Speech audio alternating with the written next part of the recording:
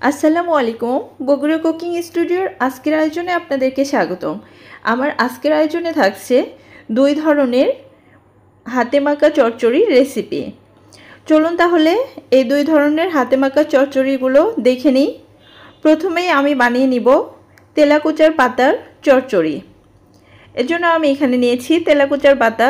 যারা চেনেন না তাদের জন্য এই পাতাটা আমি এভাবে দেখিয়ে দিচ্ছি। এই পাতাটা বাড়ির আশেপাশে আনাচে কানাচেই হয়ে থাকে। এই পাতাটা আমি যখন গ্রামে গেছিলাম তখন নিয়ে এসেছি। আমি পাতাগুলো ভালোভাবে কেটে ধুয়ে পরিষ্কার করে নিয়েছি। এর মধ্যে আমি দিয়ে দিচ্ছি আলুটা কিভাবে কেটে নিয়েছি দেখেই বুঝতে পারছেন। আর দিয়ে দিচ্ছি কুচি করে রাখা পেঁয়াজ, কাঁচামরিচ, লবণ আর হলুদ দিয়ে দিলাম পরিমাণ মতো। এখন দিয়ে দিচ্ছি রান্নার রেগুলার তেল। আর এখানে দিয়ে দিচ্ছি আদা, রসুন আর জিরা একসাথে করে বেটে নিয়েছি। সেগুলো দিয়ে ভালোভাবে হাতের সাহায্যে চটকিয়ে চটকিয়ে মেখে নিতে হবে। এখানে কিন্তু এই রান্নার টেস্টটাই এই মাখানোর ওপরে। যত ভালোভাবে মাখানো যাবে ততই টেস্ট হবে। এখন আমার মাখানো যখন হয়ে আসবে সে পর্যায়ে এর মধ্যে আমি পরিমাণ মতো পানি দিয়ে দিচ্ছি।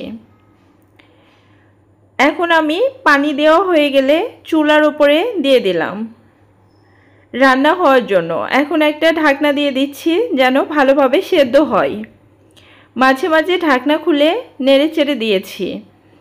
যখন এরকম পর্যায়ে চলে এসেছে, একদম কমও না বেশিও না পানি আছে, এমন সময় এর মধ্যে আমি আগের থেকে রান্না করে রাখা মাছগুলো এর মধ্যে দিয়ে দিচ্ছি।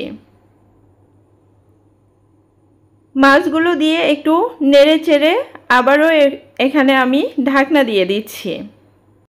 মাঝে মাঝে ঢাকনা খুলে চেক করে নেবেন কে কেমন খেতে চান। আমি এরকম একদম ঝোল যখন টেনে এসেছে, এরকম শুকনো শুকনো হয়ে গেছে, তখন নামিয়ে নিয়েছি।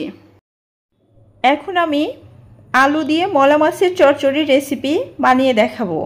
এর জন্য এখানে আমি আলু নিয়েছি, একদম ঝুরি ঝুরি করে কেটে নিয়েছি। এর মধ্যে দিয়ে দিচ্ছি কুচি করে রাখা পেঁয়াজ আর দিয়ে দিচ্ছি কাঁচামরিচ। এখন আমি এর মধ্যে দিয়ে দেব আদা, রসুন আর জিরা একসাথে বেটে নিয়েছি সেগুলো। আর দিয়ে দিচ্ছি লবণ আর হলুদ। এখন রান্নার তেল দিয়ে খুব ভালোভাবে হাতের সাহায্যে চটকিয়ে চটকিয়ে মেখে নিতে হবে। এমনভাবে মাখাতে হবে যেন অর্ধেক রান্নাটা হাতের মধ্যেই হয়ে যায়, এমন করে মাখিয়ে নিতে হবে। এখন আমি কিছুটা টমেটো দিয়ে দিলাম, দিয়ে আলতো হাতে নেড়ে এর মধ্যে আমি এখন দিয়ে দিব মলা মাছ। মাছগুলো দিয়ে আমি আলুর সাথে একটু নেড়ে চেড়ে মিশিয়ে দিচ্ছি। দিয়ে এবার পরিমাণ মতো পানি দিয়ে দিব। এখন এখানে কিছুটা ধনেপাতা দিয়ে দিচ্ছি। যারা ধনেপাতা পছন্দ করেন না তারা এটা দিবেন না, আর যারা পছন্দ করেন তাদের তো খুবই ভালো লাগবে। এখন আমি চুলায় দিয়ে দিচ্ছি রান্না হওয়ার জন্য। দেখতে পাচ্ছেন রান্নাটা অর্ধেকটা প্রায় হয়ে এসেছে।